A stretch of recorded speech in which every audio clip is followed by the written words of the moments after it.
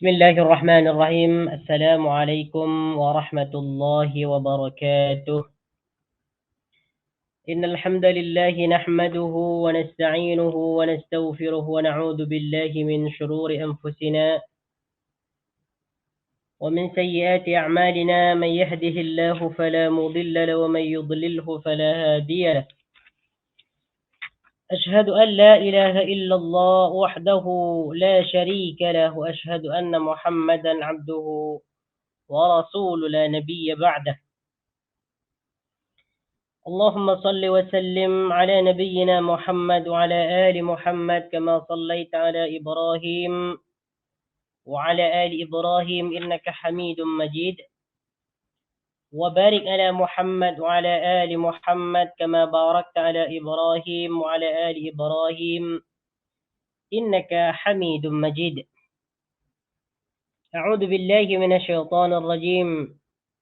يا أيها الناس اتقوا ربكم الذي خلقكم من نفس واحدة وخلق منها زوجها وبث منهما رجالا كثيرا ونساء، واتقوا الله الذي تساءلون به والأرحام إن الله كان عليكم رقيبا.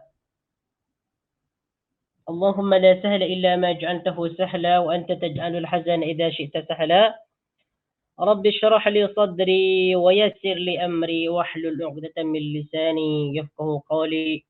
ربنا لا علم لنا إلا ما علمتنا إنك أنت العليم الحكيم.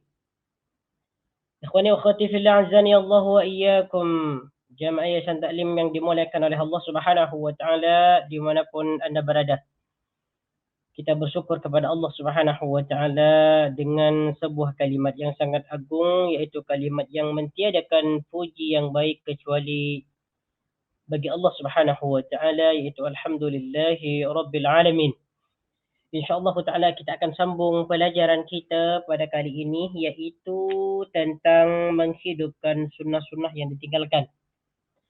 Tajuk kita pada kali ini iaitu muka surat 299 tentang meminjam barang, mengembalikan pinjamannya dengan yang lebih banyak atau lebih baik tanpa disyaratkan sebelumnya. Ini masih lagi berkaitan dengan bab yang ke-18, yaitu beberapa amalan sunnah yang dilupakan dalam masalah adab, muamalah dan ibadah lainnya. Yang akan kita bahaskan pada hari ini yaitu tentang sunnah-sunnah dalam muamalah. Ada beberapa sunnah dalam bermuamalah yang kita tidak ketahui, ataupun kita ketahui tetapi kita meninggalkannya. Apakah itu? Yaitu apabila meminjam suatu benda ataupun barang, maka disunnahkan apabila mengembalikan pinjaman ataupun barang tersebut dengan mengembalikan yang lebih banyak ataupun lebih baik, di mana sebelumnya tanpa ada persyaratan. Ini yang disunahkan. Kalau kita meminjam benda, meminjam uang, ataupun meminjam sesuatu yang dimakan, ataupun meminjam pakaian, kendaraan dan sebagainya, bahkan kita meminjam uang ataupun benda-benda berharga sekalipun, maka yang disunahkan adalah mengembalikan pinjaman tersebut dengan sesuatu yang lebih baik. Sama ada daripada jumlah bilangan ataupun daripada segi kuantiti. Baik. Imam Ibn Qudamah rahimahullahu ta'ala berkata dalam Al-Kafinya, apabila dikembalikan dengan jumlah yang lebih banyak ataupun lebih bagus, tidak kerana disyaratkan sebelumnya dan tidak juga karena kebiasaan, maka boleh hukumnya. Ini perhatikan ya. Jadi di sini kita disunnahkan. Ini berdasarkan hadis yang sahih ya. Akan dibacakan hadisnya nanti. Apabila kita meminjam suatu barang kepada orang lain, maka kita disunnahkan untuk mengembalikan sesuatu yang kita pinjam itu dengan yang lebih baik. tanpa adanya persyaratan sebelumnya. Macam kita pinjam uang 100 ringgit. Apabila kita mau mengembalikan uang itu, kita kembalikan dengan jumlah yang lebih banyak. Kita bayar duit itu seperti 110 ataupun 105 ringgit dan sebagainya. Dilebihkan. Tetapi ada catatan, di sini tidak ada ataupun tidak boleh ada persyaratan. Jadi ketika berlakunya akad pinjaman, maka tidak boleh adanya persyaratan melebihkan ketika pembayaran sudah sampai waktunya. Nah, ini tidak boleh. Jadi orang yang mengembalikan barang pinjaman tersebut dilebihkan tanpa sepengetahuan orang yang memberikan pinjaman itu. Nah, ini disyariatkan, ini disunahkan. Ya, disunahkan. Hal serupa juga disebutkan di dalam kitabnya yang lain yaitu Al-Mughni. Nah, ini kata Ibnu Qudamah. Tidak apa. Tidak apa. Boleh seseorang itu mengembalikan pinjamannya dengan cara ditambahkan. Tetapi ingat, tidak boleh ada persyaratan. Saya akan menyebutkan dua hadis yang menunjukkan hal tersebut. Hadis pertama dari Abu Hurairah radhiyallahu anhu, dia bercerita. Kana li rajulin 'ala an-nabi sallallahu alaihi wasallam jamalun sinnun min al-ibil. Faja'ahu yataqadha. Faqala a'tuhu. فطلبوا سنه فلم يجدوا له إلا سنا فوقها فقال أعتوه فقال أوفيتني أوفى الله بك. قال النبي صلى الله عليه وسلم إن خياركم أحسنكم قضاء. Yang bermaksud, Nabi Sallallahu Alaihi Wasallam pernah meminjam seekor unta dengan umur tertentu kepada seseorang. InsyaAllah nih, tengok baginda Nabi ya. Nabi kita ni sebagai manusia biasa, beliau juga pernah meminjam barang. Dan yang dipinjam oleh baginda di sini adalah unta. Ini meminjam unta ni. Ya, meminjam unta. Ini menunjukkan kehidupan baginda Nabi Sallallahu Alaihi Wasallam bukan kehidupan orang yang kaya yang berkemampuan. Kalau orang yang kaya, orang yang berkemampuan, sudah jelas mereka itu tidak membutuhkan pinjaman ataupun meminjam sesuatu daripada orang lain. Kalau tengok kehidupan baginda Nabi Sallallahu Alaihi Wasallam, dia hanya sebatas cukup. Bahkan dalam beberapa hadis baginda Nabi Sallallahu Alaihi Wasallam kadang tidak makan sampai 2 hari, 3 hari. Macam tu. Masya Allah. Tabarakallah. Okey. Tengok ya. Tidak lama kemudian orang yang meminjami beliau itu datang menagihnya. Sahabat yang dipinjam untanya oleh baginda Nabi ini, dia datang kepada Nabi untuk menagih hutang Nabi. Bermakna ini juga disyariatkan kepada kita agar kita itu menagih sesuatu yang kita hutangkan kepada orang lain. Tidak mengapa. Dipersilahkan. Walaupun orang tersebut lebih mulia, lebih tinggi darjatnya daripada kita. Kita tengok sahabat nih. Dia menagih hutangnya kepada baginda Nabi. Masya Allah. Tabarakallah. Nah, ini dalam hal kebenaran. Falam yajidu lahu illa sinnan fawqaha. Ya, beliau berkata, kemudian orang yang meminjami beliau itu datang menagihnya. Beliau berkata, berilah dia untanya. Mereka para sahabat pun mencari-cari unta yang umurnya sama dengan unta yang dipinjamkan dahulu. Namun mereka tidak menemukannya kecuali unta yang umurnya di atas umur unta yang diminta. Berarti kalau unta yang lebih tua itu lebih baik berarti ya. Beliau lalu berkata, berikanlah unta tersebut kepadanya. Orang yang meminjami beliau itu berkata, engkau telah mengembalikannya. Semoga Allah membalas kebaikanmu. Baik. Beliau bersabda, sebaik-baik kalian adalah orang yang mengembalikan sesuatu yang dipinjam dengan jumlah atau sifat yang lebih baik. Masya Allah. Ini sebaik-baik kalian kata baginda. Sebaik-baik kamu adalah orang yang mengembalikan sesuatu yang dipinjam dengan jumlah atau sifat yang lebih baik. Nah, makanya kalau kita pinjam apa nih? Pinjam benda ataupun barang kepada orang lain, maka kita boleh mengembalikan barang tersebut dengan sesuatu yang lebih baik. Ya, sesuatu yang lebih indah, lebih bagus, bahkan lebih banyak. Al-Hafidh Ibnu Hajar menyebutkan dalam Fathul Bari, hadis tersebut membolehkan seseorang mengembalikan pinjaman dengan sesuatu yang lebih bagus, lebih baik, lebih banyak daripada yang dipinjamnya. Apabila hal itu tidak disyaratkan pada akad ataupun kesepakatan awal ketika meminjam. Yang terpenting tidak ada syarat. Ketika transaksi pinjam meminjam itu terjadi. Yang terpenting tak ada syarat. Kalau ada syarat ini lain.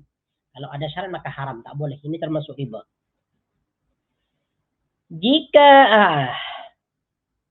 Jika disyaratkan pada awalnya, maka hukum perbuatan itu haram berdasarkan kesepakatan ulama. Inilah yang menjadi pendapat jumhur ulama. Kalau ada persyaratan, akan dilebihkan apabila dia telah mengembalikan pinjamannya, itu termasuk haram, tidak boleh. Dijelaskan secara lebih terperinci. Jika tambahan tersebut terletak pada jumlah bilangan, maka hukumnya dilarang.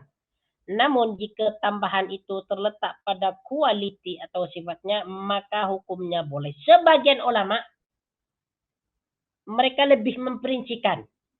Sebagian mereka mengatakan bahwa tambahan tersebut terletak pada bilangan, maka hukumnya dilarang. Nah, kalau lebih mengembalikan barang yang dipinjam itu lebih banyak daripada yang dipinjam, sebahagian ulama itu mengatakan tidak boleh. Mereka membolehkan jika tambahan itu terletak pada kualiti atau sifatnya. Kalau kualitas ataupun sifat barang yang dipinjam itu lebih bagus, lebih baik, maka itu yang disyaratkan. Sebagian ulama berkata demikian. Hadis kedua daripada Abu Rafi' radhiyallahu anhu. Kalau kita melihat kepada keumuman hadis ini tidak mengapa. Jadi tetap dianjurkan kita mengembalikan pinjaman kita dengan yang lebih banyak dari apa yang kita pinjam. Asalkan tidak ada akad sebelumnya. Hadis yang kedua, anna Rasulullah sallallahu alaihi wasallam istaslafa min rajulin bakran فقدمت عليه إبل من الصدقة فأمر أبا رافع أن يقضي الرجل بقرة فرجع إليه أبو رافع فقال لم أجد فيها إلا خيارا رباعيا فقال أعطه إياه إن خيار الناس أحسنهم قضاء. Yang bermaksud, Rasulullah sallallahu alaihi wasallam meminjam bakar. Bakar ini adalah unta yang masih kecil. Bakar disebut bakar. Rasulullah pernah meminjam bakar, unta yang masih kecil, kepada seseorang. Lalu diserahkanlah kepada beliau untuk unta-unta sedekah. Kemudian beliau menyuruh Abu Rafi untuk mengembalikan unta tersebut. Abu Rafi kembali menemui beliau dan berkata, aku tidak menemukan unta seumuran itu kecuali unta yang dewasa, yaitu berumur 7 tahun. Lalu beliau bersabda, berikanlah unta tersebut kepadanya. Sesungguhnya sebaik-baik kalian adalah yang paling baik pengembaliannya. Ni tengok ni, secara umum baginda Nabi berkata, inna khiyaran nasi ahsanukum qada'a. Sesungguhnya sebaik-baik kalian adalah yang paling baik pengembaliannya. Maksudnya pengembaliannya ini yang lebih baik, yang lebih banyak dia mengembalikan apa yang dia pinjam. Ya, meminjam 1 dikembalikan 2 ataupun dikembalikan 1,5. Meminjam 2 dikembalikan 3. Ini merupakan perbuatan yang baik. Tapi tadi perhatikan, tidak ada akad sebelumnya untuk tambahan nih. Ya, tidak ada akad sebelumnya. Kalau ada akad ini termasuk riba. An-Nawawi menyebutkan beberapa faedah hadis ini, di antaranya yaitu disunnahkan bagi orang yang berutang. Bila seseorang yang berutang ini disunnahkan, baik berupa modal maupun barang, untuk mengembalikan dengan yang lebih baik daripada yang dipinjam itu. Yang demikian termasuk amalan sunnah dan akhlak yang baik, dan tidak termasuk mengambil untung daripada modal yang dipinjamkan. Karena yang seperti ini dilarang dalam agama, sebab ia disyaratkan pada awal akad. Menurut mazhab kami, disunnahkan untuk melebihkan nilai pengembalian dari yang dipinjam. Dan boleh hukumnya bagi pemberi pinjaman untuk mengambil kelebihan nilai atau kualiti yang lebih baik daripada yang dipinjamkan. Seperti seseorang yang meminjam 10 lalu dia mengembalikan 11. Ini kata Imam An-Nawawi. Diperbolehkan. Disunnahkan dalam mazhab kami. Pinjam 10 ringgit, dikembalikan 11 ringgit. Pinjam 10 ribu, dikembalikan 11 ribu. Wow, Masya Allah. 1 ribu lebihnya. Pinjam 100 ribu, dikembalikan 110 ribu. Contoh. Tapi tak mungkin sebanyak itulah. Menurut mazhab Malik, tambahan dalam bentuk kuantiti dilarang. Ini mazhab Maliki yang melarang nih. Kita mengembalikan barang lebih banyak daripada barang yang dipinjam, itu kata Imam Malik dilarang, tak boleh. Ini kata Imam Malik nih, dalam mazhab Maliki. Tambahan ulama kalangan mazhab tambahan dalam bentuk kuantiti dilarang. Ulama kalangan mazhab kami mendasarkan pendapatnya pada keumuman sabda Nabi. Sebaik-baik kalian adalah yang paling baik pengembaliannya. Tapi dalam mazhab Syafi'i dan Jumhur, ini justru disunnahkan. Kerana melihat kepada keumuman hadis, sebaik-baik kamu adalah yang paling baik pengembaliannya. Macam mana yang baik pengembaliannya nih? Yang dipinjam itu barangnya lebih bagus, yang dipinjam barangnya itu lebih banyak dikembalikan. Masya Allah, Tabarakallah Rahman. Oke. Pinjam beras ataupun pinjam apa, boleh dikembalikan dengan yang lebih banyak. Oke.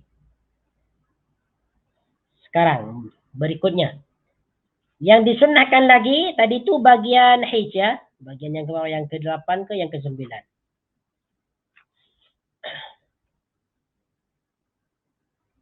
Baik, yang ke-7 tadi. Sekarang yang ke-8.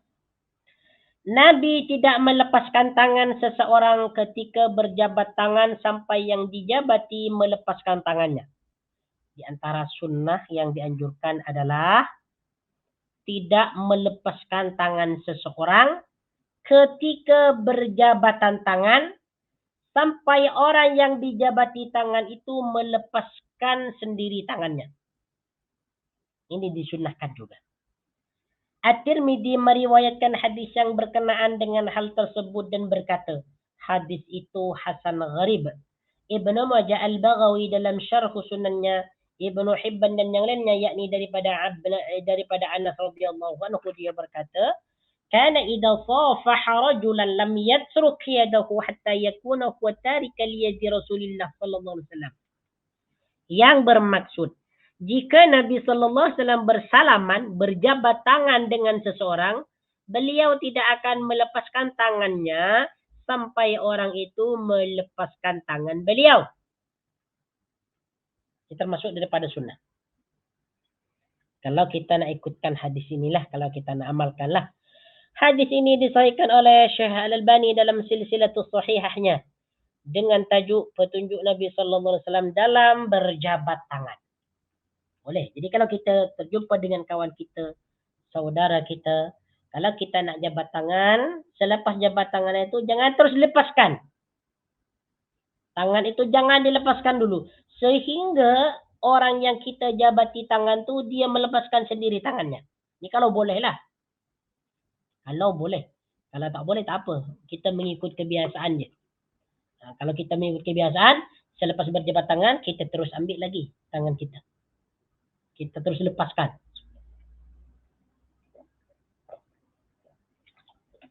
Alhamdulillah.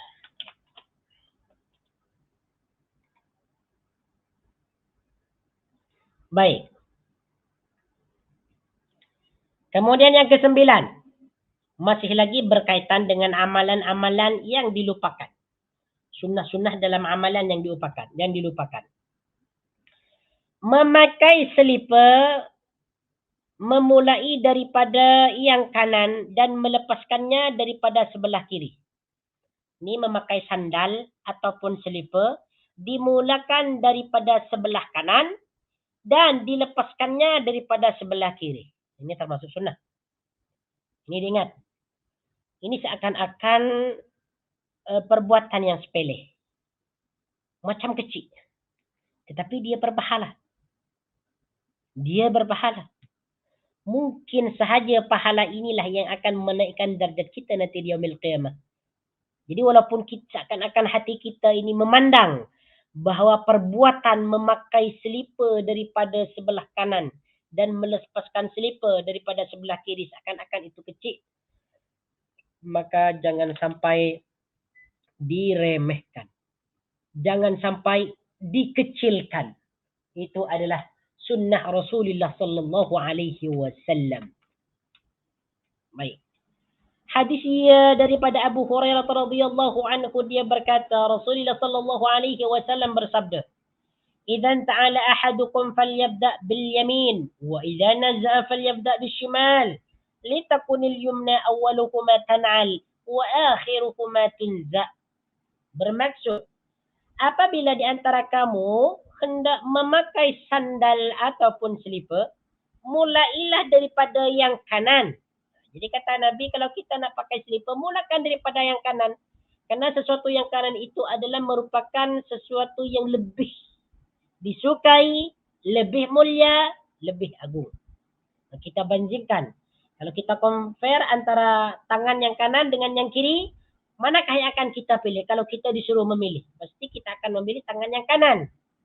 Karena yang tangan yang kanan ini digunakan kita untuk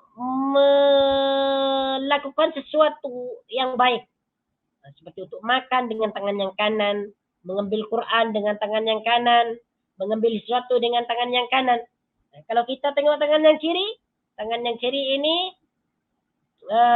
yang biasa kita gunakan, di antaranya kalau kita pergi tandas, pergi jamban, ya kita guna tangan yang kiri lah.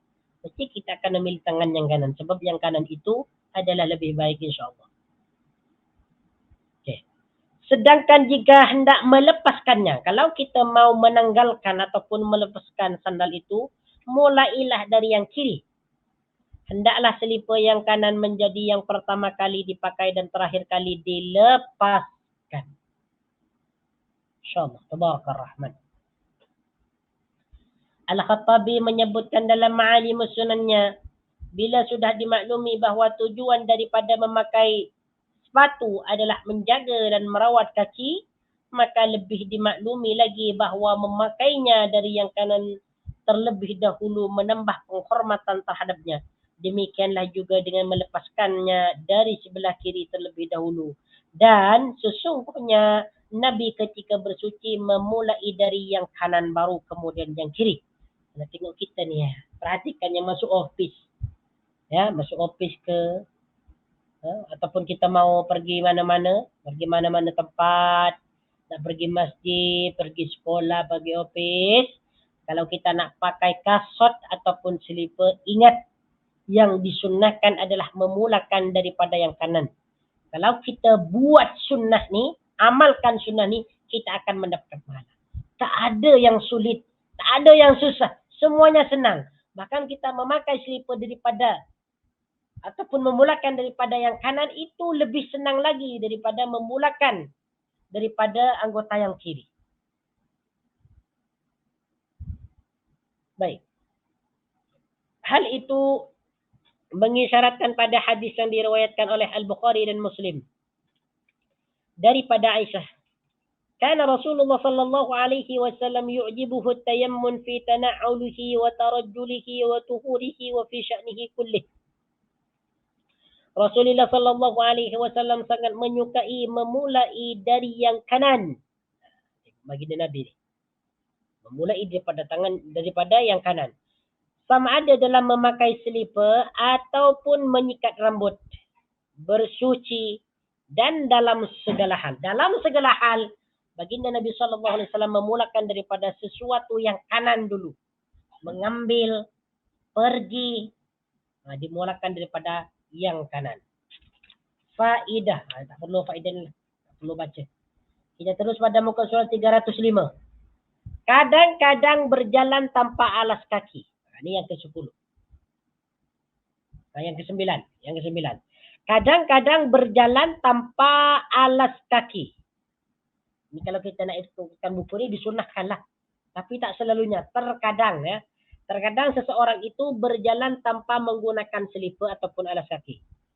Hadis dia daripada Abdullah bin Buraidah, dia berkata, anna rajulan min ashabin Nabi sallallahu alaihi wasallam rahala ila Fadalata bin Ubaidah wa huwa bi Misr.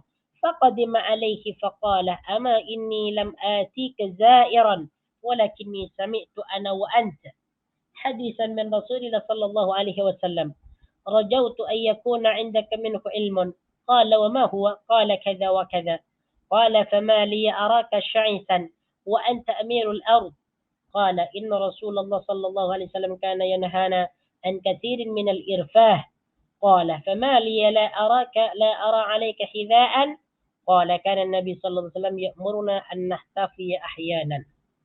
Yang bermaksud, seorang sahabat Nabi sallallahu alaihi wasallam pergi menempuh perjalanan menuju Fadalah bin Ubaid yang saat itu berada di Mesir. Ketika sampai, dia langsung menemuinya dan berkata, kedatanganku menemuimu di sini bukan sebagai tamu, tetapi aku dan kamu pernah mendengar satu hadis Rasulullah sallallahu alaihi wasallam. Ni tengok ni. Datang daripada jauh-jauh karena satu hadis. Aku berharap kamu mengetahuinya. Fadalah bertanya, tentang apa? Sahabat itu menjawab, tentang ini dan itu. Fadalah bertanya, mengapa kamu kelihatannya kusut sekali, padahal Anda adalah penguasa di bumi ini? Sahabat itu menjawab, Rasulullah sallallahu alaihi wasallam melarang kita untuk sering-sering menyikat rambut. Jangan terlalu sering menyikat rambut ya. Fadalah bertanya lagi, mengapa Anda tidak memakai selipar? Sahabat itu menjawab, Nabi sallallahu alaihi wasallam menyuruh kita agar sewaktu-waktu tidak memakai sandal ataupun alas kaki. Sewaktu-waktu bukan selalunya ni. Kadang-kala kalau kita tak nak pakai selipar boleh. Karena seorang sahabat pun pernah disuruh oleh baginda Nabi sallallahu alaihi wasallam mengikut hadis ini, ya'muruna an nahtafi ahyanan. Sewaktu-waktu kita diperintahkan untuk tidak memakai selipar ataupun alas kaki. Bagaimana pada zaman ini? Terpulang kepada kita. Hadis ini diriwayatkan oleh Imam Ahmad, Abu Dawud dan disahihkan oleh Al-Albani rahimahullahu ta'ala dalam As-Sahihahnya di bawah hadis tersebut. Ini yang ke-9 ya. Okey, di sini ada irfah artinya menyikat rambut setiap hari. Sebagaimana ditafsirkan oleh hadis yang diriwayatkan oleh An-Nasa'i. Peringatan.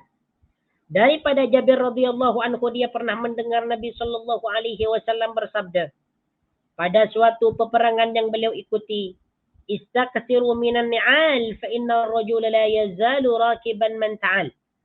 Sering-seringlah kalian itu memakai selipar sebagaimana seseorang yang sering memakai selipar ketika berkendaraan. Imam An-Nawawi rahimahullahu taala berkata, makna hadis ini adalah memakai selipar itu diibaratkan seperti seorang yang naik kendaraan, sehingga berkuranglah kesusahan, meringankan perjalanan, serta terjaganya kaki dari duri dan gangguan di jalan.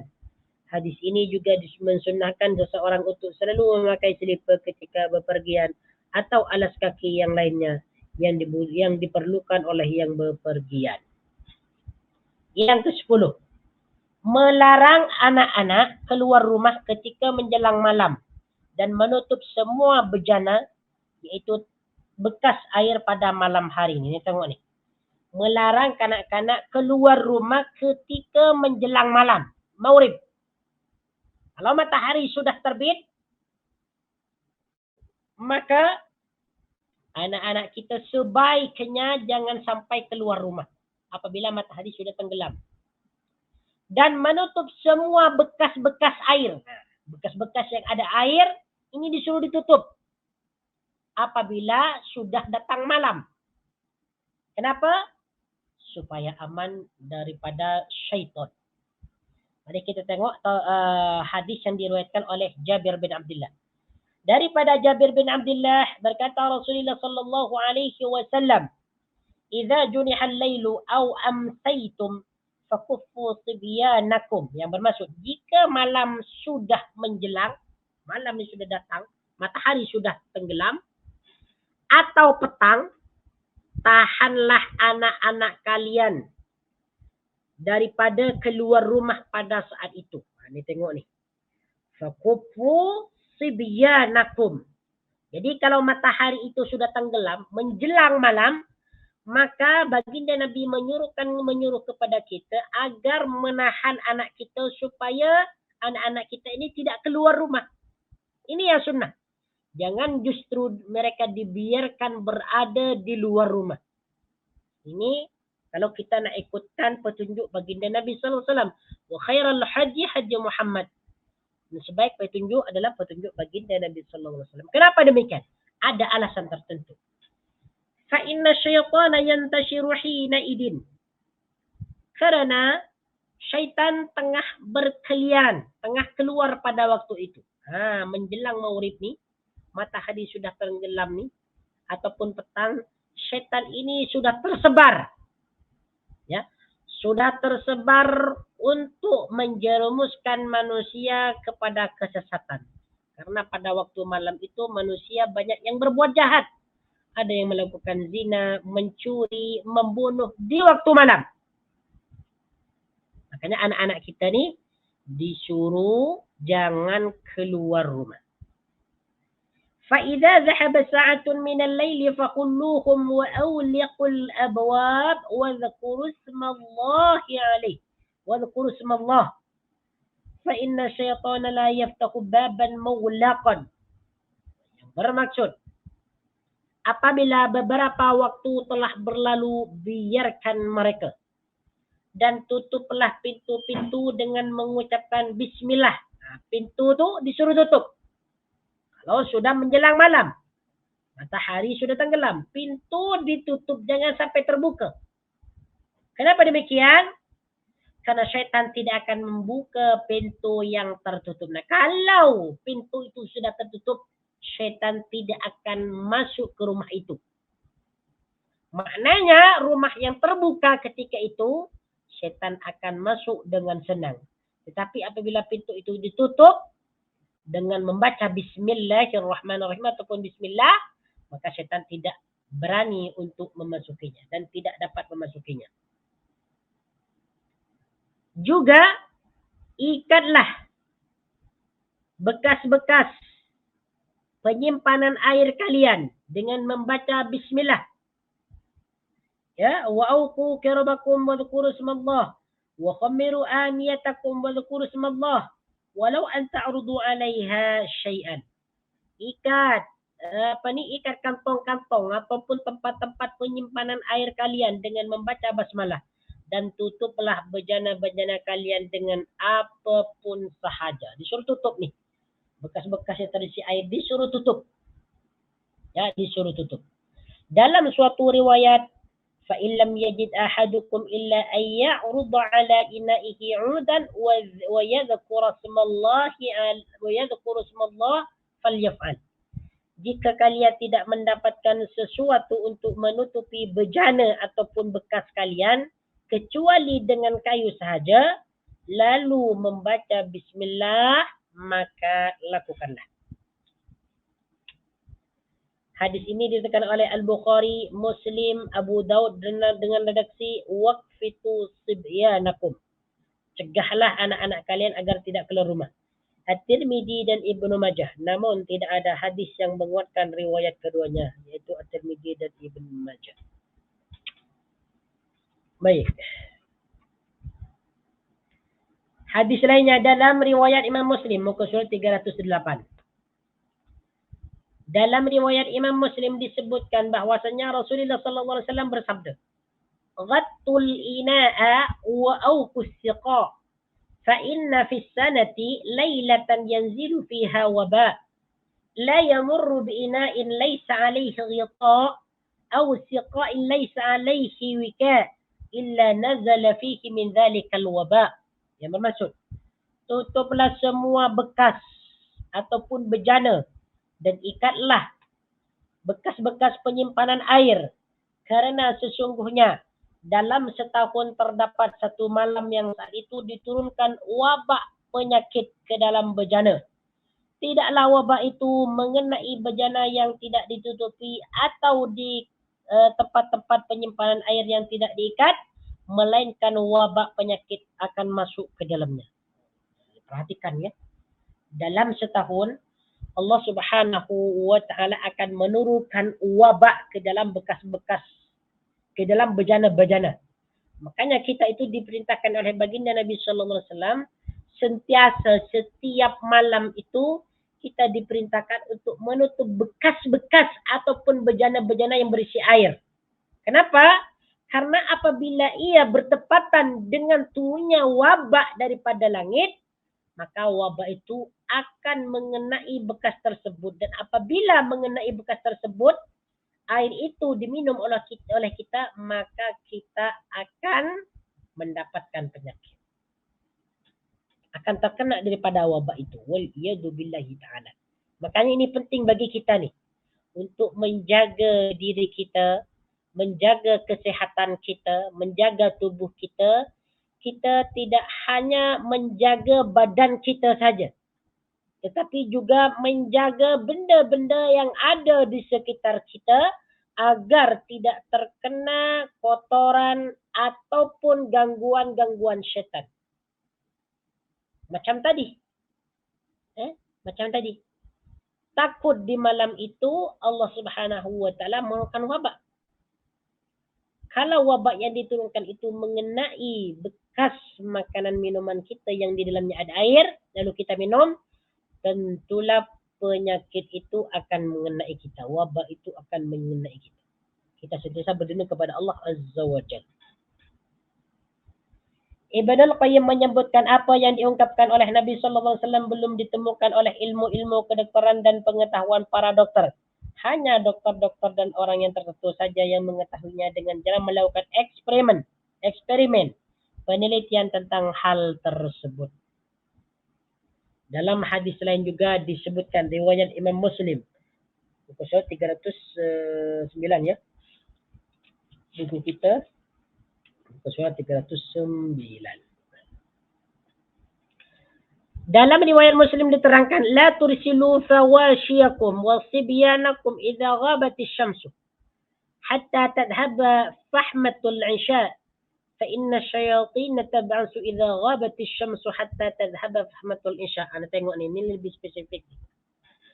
Janganlah kamu melepaskan binatang ternak dan membiarkan anak-anak kalian ketika matahari terbenam sampai permulaan malam berlalu, iaitu masuk waktu Isya. Jadi dalam hadis ini kita diperintahkan oleh Allah oleh baginda Nabi supaya kita menjaga binatang ternak kita. Jangan membiarkan binatang ternak itu berada di luar. Kalau boleh kita masukkan dalam kandang supaya dia aman daripada terkaman hewan buas, binatang buas. Dari ular dari singa, harimau dan sebagainya, macan dan sebagainya. Dan kita juga diperintahkan untuk tidak membiarkan anak-anak kita berada di luar apabila matahari terbenam. Kalau matahari sudah terbenam, anak-anak kita mesti berada di dalam rumah sehingga masuk waktu Isya. Kerana pada saat matahari terbenam, para syaitan menyebar sampai menjelang waktu Isya. Tengok ni. Kata baginda, idza ghabatis syamsu hatta fa inna syayatin tab'asuh. Karena syaitan itu akan menyebar ketika tenggelamnya matahari.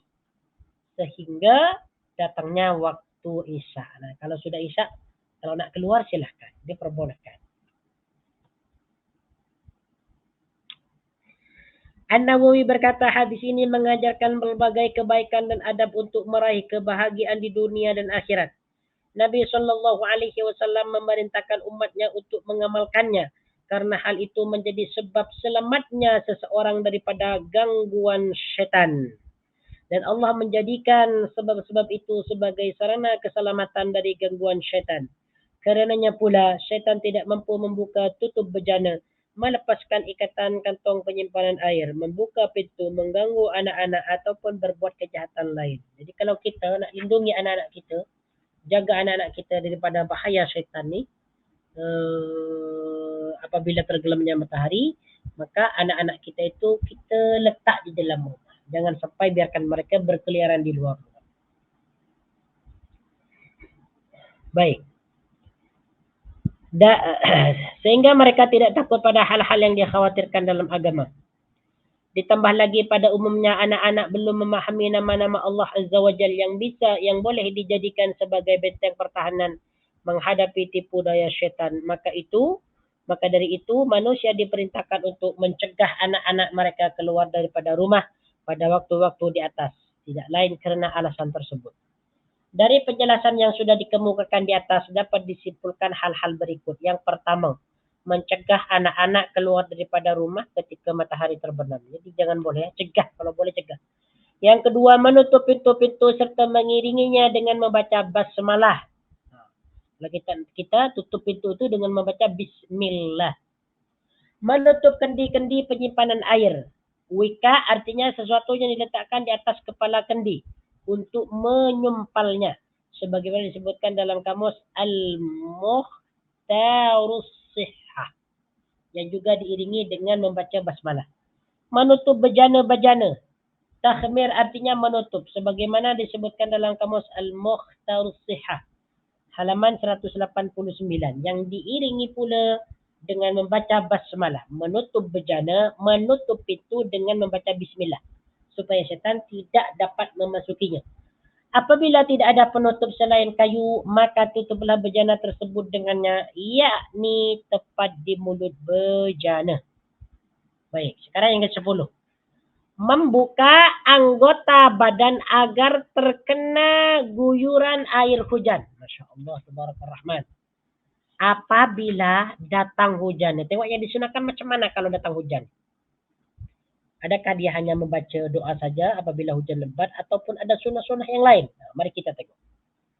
Membuka anggota badan. Jadi kalau sudah turun hujan, ini disunahkan badan kita ini dibuka. Tapi badan ini yang bukan bagian aurat. Ya, yang bukan bagian aurat seperti kepala.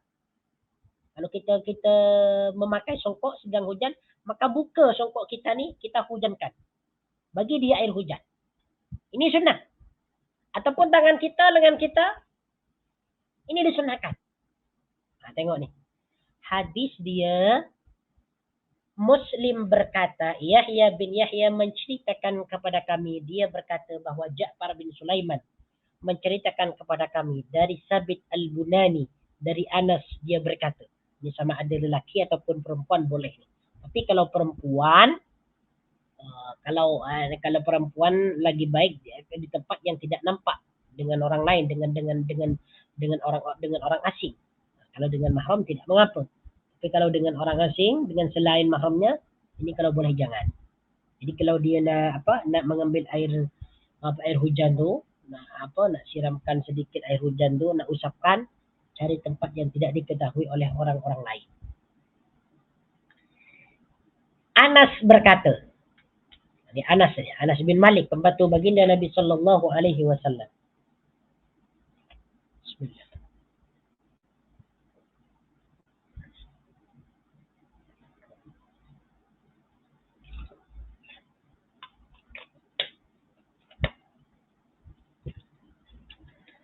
Asabana wa nahnu ma'a Rasulillah sallallahu alaihi wasallam.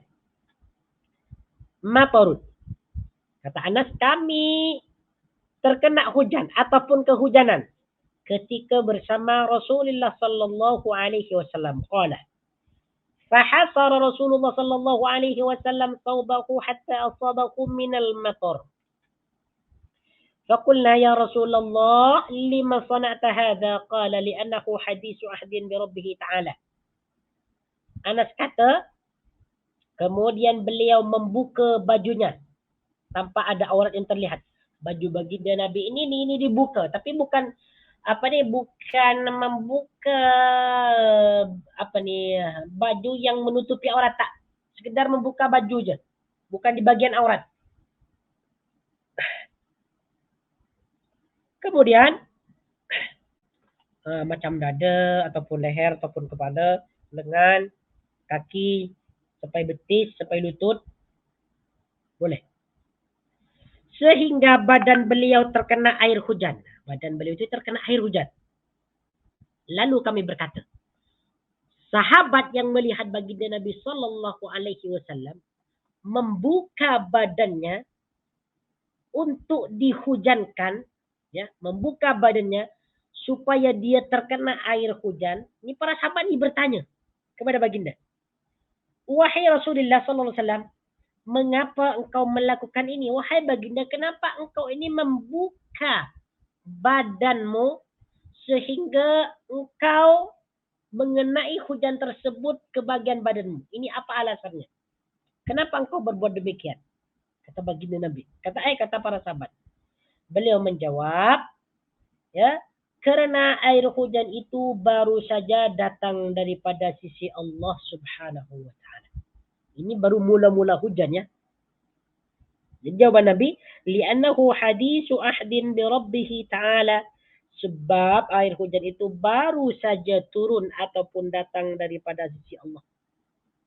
Jadi intinya baginda Nabi Sallallahu Alaihi Wasallam ini mau mengambil keberkatan daripada Allah Subhanahu wa Ta'ala melalui hujan yang diturunkan itu. Ini boleh kita amalkan. Boleh kita amalkan. Nah, jadi kalau kita duduk dekat rumah, tiba-tiba hujan, kemudian bukalah sebahagian badan kita ni, sama ada kepala ke, ataupun tangan, sampai siku, bagian tangan kanan ataupun kiri, hujankan. Letakkan di bawah air hujan. Ya, letakkan. Ini termasuk daripada sunnah.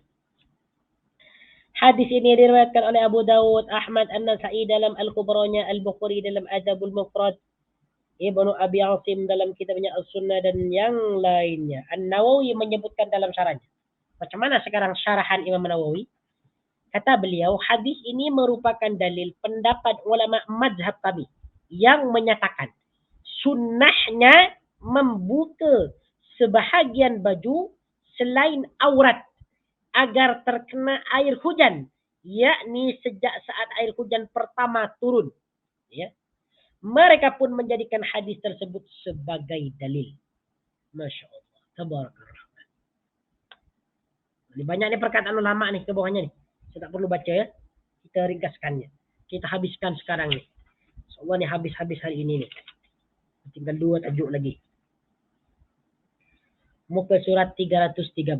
Jadi pada intinya, apabila datang hujan, kita disunnahkan membuka pakaian kita yang bukan aurat, ya, untuk kita mengambil air hujan itu.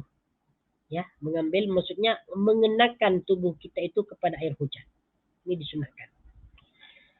Menziarahi yang ke-11, menziarahi Masjid Quba dan mengerjakan solat di sana seminggu sekali. Yang disunnahkan lagi, menziarahi Masjid Quba dan mengerjakan solat di sana seminggu sekali. Seorang ulama menyatakan bahawa yang demikianlah yang dimaksud oleh Allah Subhanahu wa Ta'ala dalam firman-Nya. A'udzu billahi minasyaitonir rajim. La masjidun ussisa 'ala taqwa min awwal yawmin ahaqqu an taquma fihi, yang bermaksud masjid yang didirikan atas dasar takwa sejak hari pertama adalah lebih pantas engkau melaksanakannya solat di dalamnya. Ini sebagian ulama ini bahawa ayat ini berkaitan dengan menziarahi Masjid Quba dan mengerjakan solat di dalamnya. Dari Nafi dari Ibn Umar radhiyallahu anhuma dia berkata, anna Rasulullah sallallahu alaihi wasallam kana yazuru Quba'an rakiban wa masyian. Yang bermaksud, sesungguhnya Rasulullah sallallahu alaihi wasallam sering berziarah ke Masjid Quba, baik dengan naik kendaraan ataupun dengan berjalan kaki. Dalam riwayat lain, anna Rasulullah sallallahu alaihi wasallam kana ya'ti Quba'an rakiban wa masyian fi yusalli rak'atain. Sesungguhnya Rasulullah sallallahu alaihi wasallam sering berziarah ke Masjid Quba, sama ada dengan menaiki kendaraan ataupun dengan berjalan kaki. Lalu beliau mengerjakan solat 2 rakaat di dalamnya. Imam An-Nawawi rahimahullahu ta'ala menjelaskan, hadis-hadis ini menerangkan keutamaan Masjid Quba, keutamaan masjidnya, keutamaan mengerjakan solat di dalamnya, dan keutamaan berziarah ke sana. Imam Ibn Hibban rahimahullahu ta'ala meriwayatkan hadis nomor 1629 dan membuatkan judul bab pembahasan untuknya, yakni bab zikru ma yustahabbu lil mar'i ayyatiya masjid Quba lissalati fih. Yang bermaksud menyebutkan sunnahnya seseorang berziarah ke Masjid Quba untuk mengerjakan salat di dalamnya. Baik.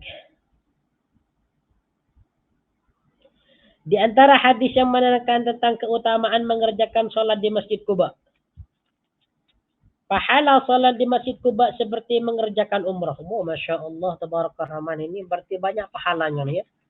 Pahala bagi orang yang mengerjakan solat di Masjid Quba seperti dia mengerjakan umrah. Pahalanya seperti mengerjakan umrah. Imam At-Tirmidzi rahimahullahu ta'ala meriwayatkan hadis dengan tajuk bab ma jaa fi salati di Masjid Quba, mengenai mengerjakan solat di Masjid Quba. Dari Usaid bin Zuhair At-Tirmidzi berkata, hadis ini hasan sahih dan kami tidak mengetahui hadis sahih dari Usaid bin Zuhair kecuali hadis ini. Al-Albani juga mensahihkannya. Daripada Usaid bin Zuhair, dia menuturkan bahwasanya Nabi sallallahu alaihi wasallam bersabda, as-salatu fi masjid Quba ka'umratin. Yang bermaksud salat di Masjid Quba pahalanya seperti umrah. Masya Allah. Hadis ini juga diriwayatkan oleh Imam Ibn Majah. Imam An-Nasai dan Ibn Majah meriwayatkan daripada Suhail bin Hanif dengan redaksi man tatahhara fi baitihi summa ata masjid Quba fa shalla fihi salatan kana lahu ka ajri umrah. Siapa saja yang bersuci di rumahnya kemudian dia pergi ke Masjid Quba lalu mengerjakan solat di dalamnya, maka baginya pahala seperti pahala umrah. Al-Asyubi menyebutkan dalam Syarhun Nasainya, hadis ini sahih menurut Syekh Albani, hadis ini juga sahih.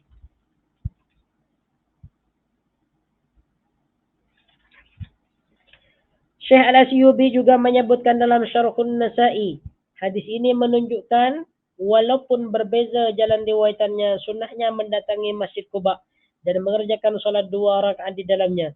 Hal itu tidak termasuk dalam konteks syaddur rihal, bepergian jarak jauh untuk tujuan ziarah yang dilarang dalam agama. Karena larangan tersebut merupakan kinayah sebagai arti daripada safar. Sementara mendatangi Masjid Quba tidak termasuk dalam kategori safar sebab ia hanya berupa perjalanan biasa.